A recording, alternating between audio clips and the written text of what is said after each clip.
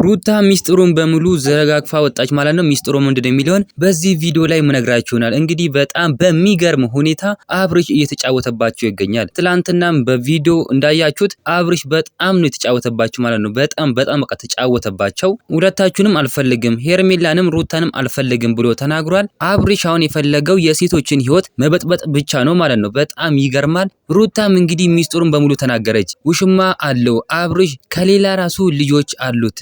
እኔ እስከዛሬ ደብቄ ዝም ብያለሁ፣ ነገር ግን ዛሬ ሚስጥሩን በሙሉ አወጣለሁ ብላ ተናግራለች። አብርሽ ለካስ ሌላ ልጅም አለው። እኛ ውሽማ እንዳለን እሱ ከሌላም ልጅ አለው። በጣም የሚገርም ነገር ነው እንግዲህ እየሰማን ያለ ነው። በጣም ይገርማል። እውነት ለመናገር ከሆነ አብርሽ እየተጫወተባቸው ይገኛል። በእድሜያቸው እየተጫወተ ይገኛል። ወይ ሄርሜላን መርጦ ወይ ሩታን መርጦ መኖር አለበት እንጂ በእነዚህ ልጆች ላይ መጫወት የለበትም። አስቡት እስኪ አሁን የዛሬ ዓመት እኮ 1 ዓመት ይጨምራሉ ማለት ነው። እንደዚህ ያለ እድሜያቸው እንትን ይላል፣ ይጫወትባቸዋል። በሴቶች ላይ እየተጫወተ ይገኛል። አብርሽ እንደዚህ መጫወት የለበትም እንላለን እኛ። ስለዚህ አብርሽ እንደዚህ መጫወት የለበትም።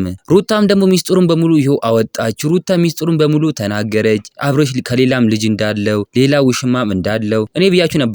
አብርሽ ይሄንን ቪዲዮ ሲያሰሩ በፊት ከትላንት ወዲያ ምናምን ነው መሰለኝ አብርሽ ሌላ ውሽማ አለው ብዬ ሰርቼ ነበር። አሁንም ደግሞ አብርሽ ሌላ ልጅ አለው። ይሄው እነግራችኋለሁ። አብርሽ አሁንም ሌላ ልጅ አለው እየተባለ ይገኛል። በጣም በሚገርም ሁኔታ ሚስጥሩ ራሱ ያወጣችው ሩታ ናት። ሚስጥሩን በሙሉ የተናገረችው ማለት ነው። አብርሽ ልጅ እንዳለው ሚስጥሩን ያወጣችው ሩታ ናት። በጣም የሚገርም ነገር ነው። እናንተ ምን ትላላችሁ? ሀሳብ አስተያየታችሁን ኮሜንት ላይ ማስቀመጥ እንዳረሱ፣ ቪዲዮ ላይክ፣ ቻናሉ ሰብስክራይብ ማድረግ እንዳረሱ። በሌላ ቪዲዮ እስከምንገናኝ በያላችሁበት የዓለም ዳርቻ ሰላማችሁ ብዝት ይበልልኝ። ደህና ሁኑልኝ።